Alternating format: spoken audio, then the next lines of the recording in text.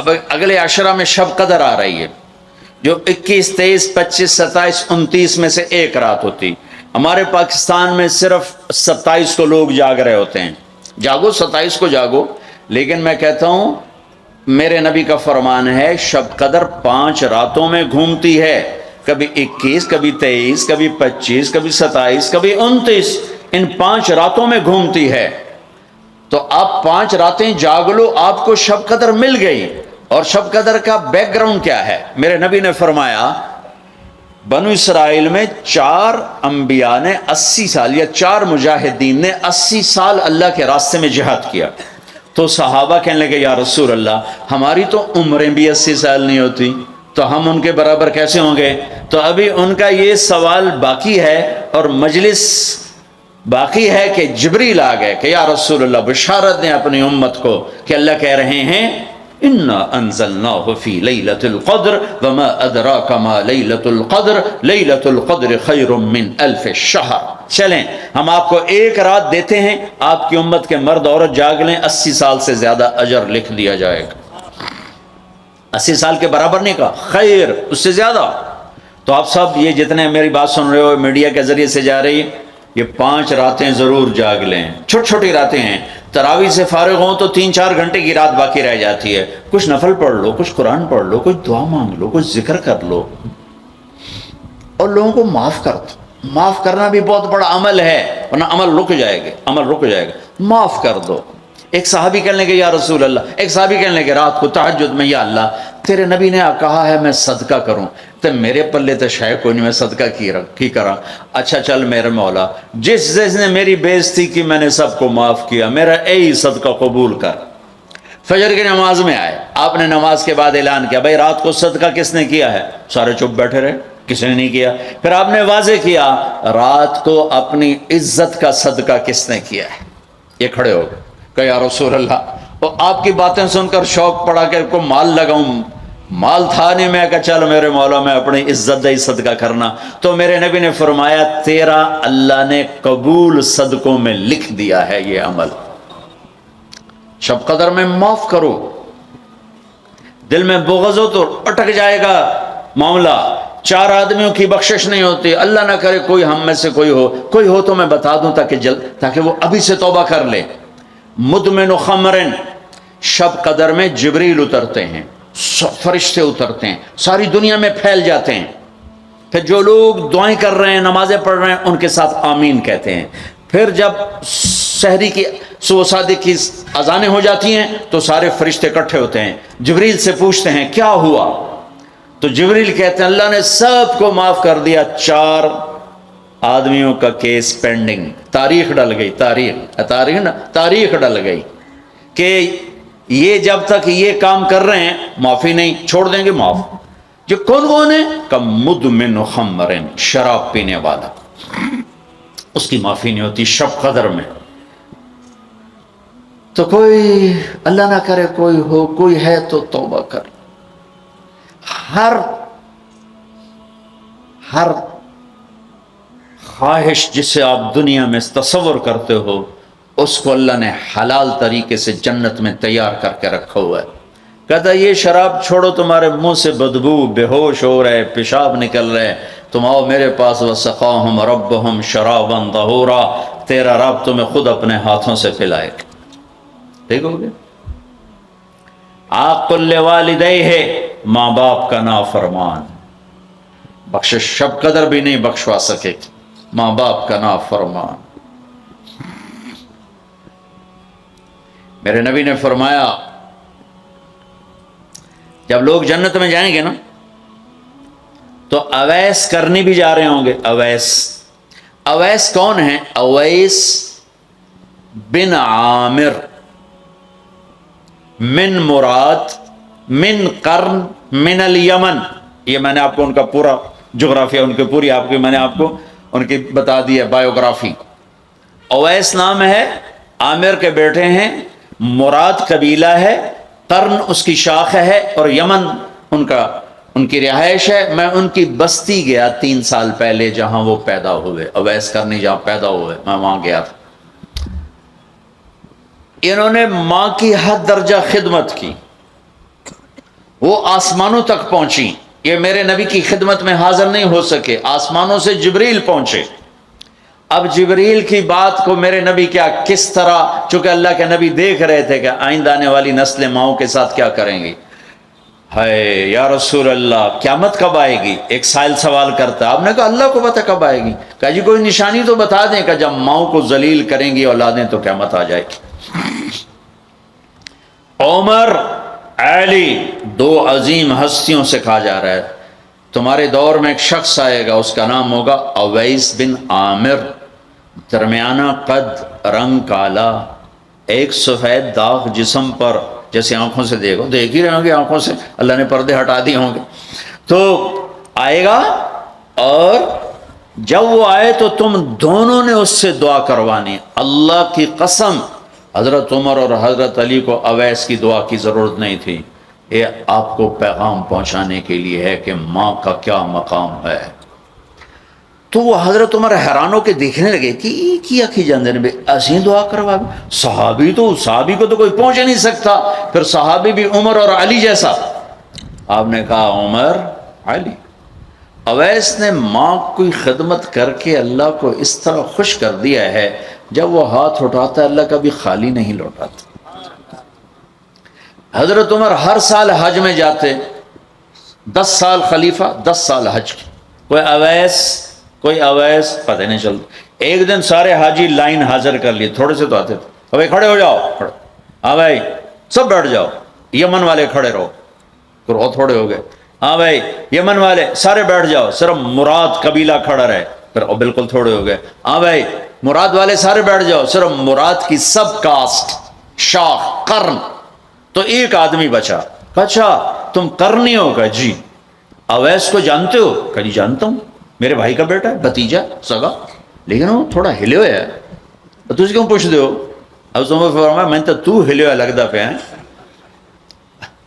کدھر ہے؟ کہا جی آیا ہوا ہے. کہاں گیا ہے؟ کہا جی وہ ادھر گیا ہے عرفات اونٹ چرانے.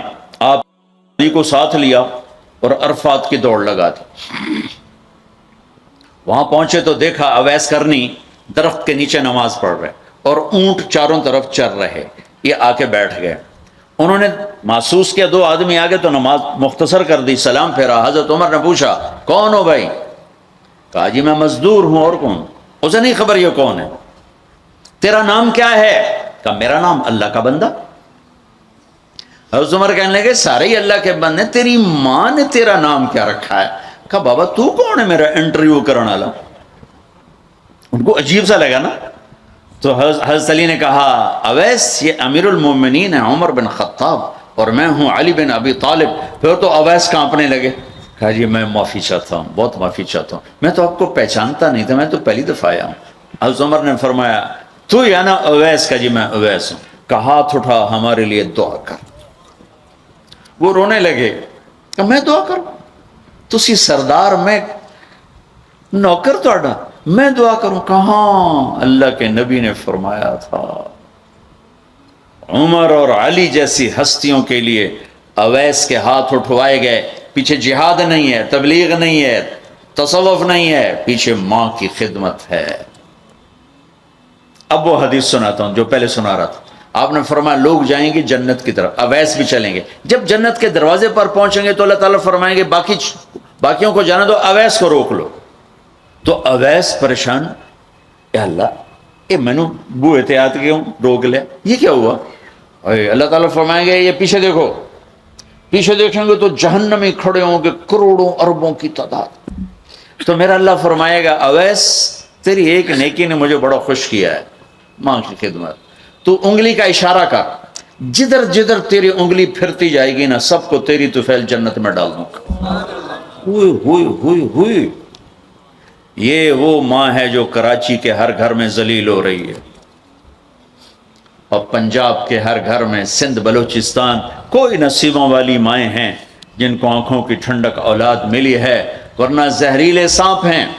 ابھی میں رائے گنج میں تھا تو ایک خاتون کا خط آیا اسلام آباد سے, لگتا تھا اس نے آنسوں سے لکھا تھا خط کہ مجھے میرے بیٹوں سے بچاؤ, مجھے میرے بیٹوں سے بچاؤ, یہ تباہ ہو جائیں, یہ غارت ہو جائیں. ماں یہ کہہ رہی ہو تو کہاں تک انہوں نے ماں کو پہنچا دیا؟ ماں کا نافرمان، شراب پینے والا ماں کا نافرمان. بھائی کوئی ہے توبہ کر لے. ماں باپ دونوں، والدین دونوں.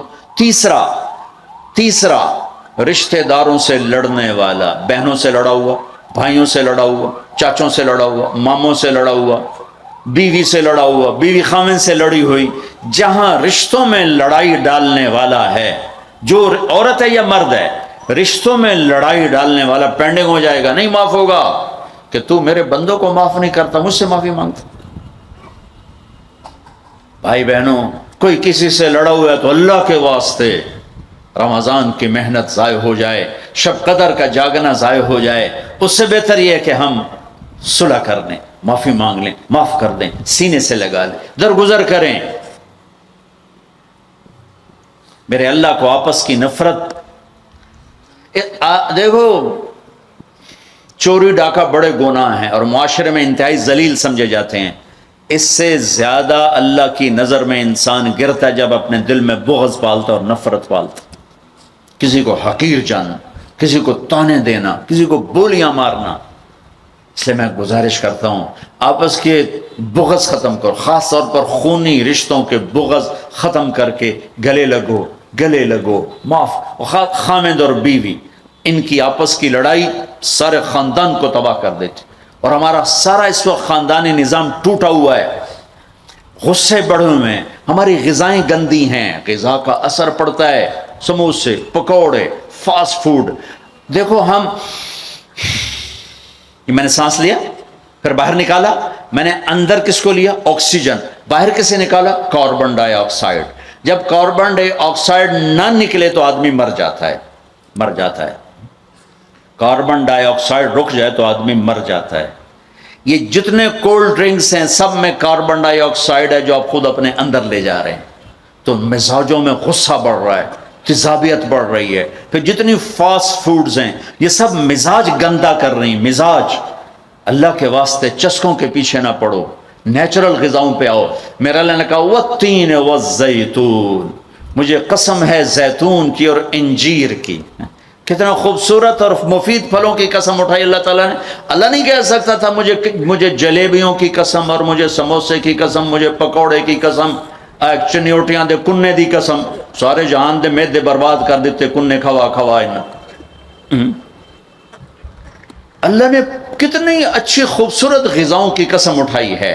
اپنی غذائیں ٹھیک کرو، پھر اپنے رشتوں کو ٹھیک کرو، اپنی حدود قائم کرو. ساس سسر نے خامند اور بیوی کو برباد کیا ہوا ہے، اور خامند بیوی نے کہیں خود اپنی نادانی سے ایک دوسرے کو برباد کیا ہوا ہے، کہیں ماں باپ نے مل کر تربیت کے نام پر اولاد کو برباد کیا ہوا ہے. ماں باپ ہونے کا غلط فائدہ نہ اٹھاؤ، اپنی اولاد پہ اتنا جبر نہ کرو کہ وہ باغی ہو جائیں، اور تربیت کے نام پر ان پر سختی کرنے سے ریاکشن آئے گا. اپنے نبی کی سیرت پڑھو. یہ لمبا مضمون ہے، بیان کرنے میں صرف اشارے دے رہا ہوں کہ رشتے محبت سے قائم رہتے ہیں، رشتے محبت سے قائم ہوتے ہیں. اللہ کا فضل ہے، میں نے اللہ کے نبی کی زندگی کو پڑھا ہے، شوق سے پڑھا ہے، آپ کے گھر کو پڑھا ہے، آپ کے گھرانے کو پڑھا ہے، اہل البیت کو پڑھا ہے. لیکن میرا دعویٰ نہیں کہ میں نے سب کچھ پڑھا ہے، سب کچھ نہیں. جتنا میں نے پڑھا ہے کسی ایک جگہ میں نے نہیں دیکھا میرے نبی نے حسن حسین کو ڈانٹا ہو، یا ان کو بٹھا کے نصیحت، بچوں یہ نہیں کرنا، یہ کرنا ہے، یہ نہیں کرنا، یہ کرنا. پیار دیا.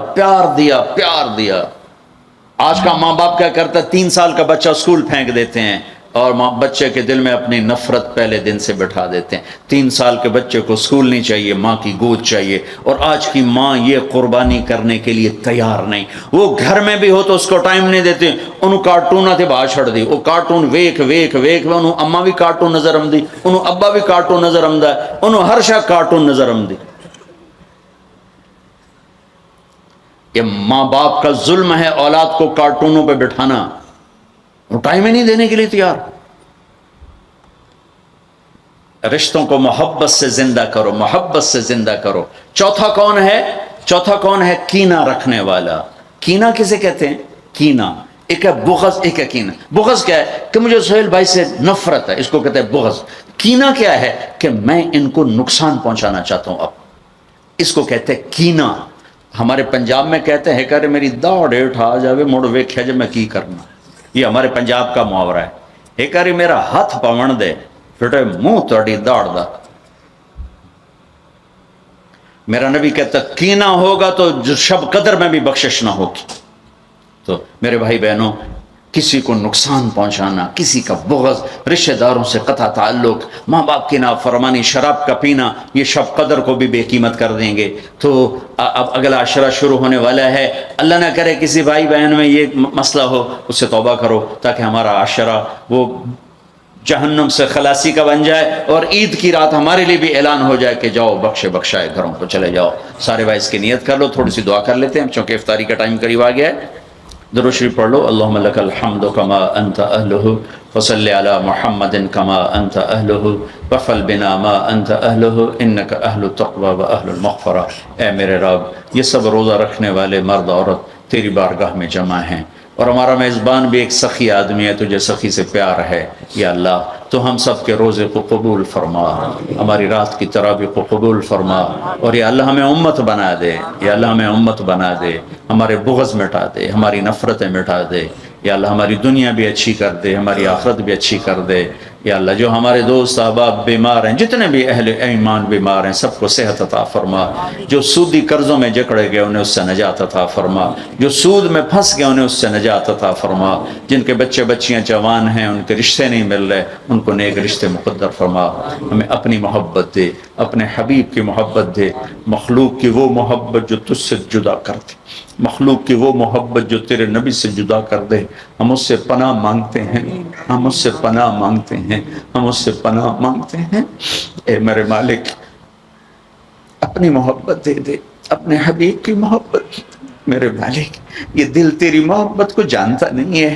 یا اللہ اور چیزوں کی محبت میں پھنسے ہوئے ہیں، اور تیری محبت کو جانتے نہیں ہیں، تیرے حبیب کی محبت کو جانتے نہیں ہیں. تجھے تیری رحمتوں کا واسطہ مرنے سے پہلے اس دل کو اپنی محبت سے آباد کر دے، اپنے حبیب کی محبت سے آباد کر. ہم یہ خالی دل لے کے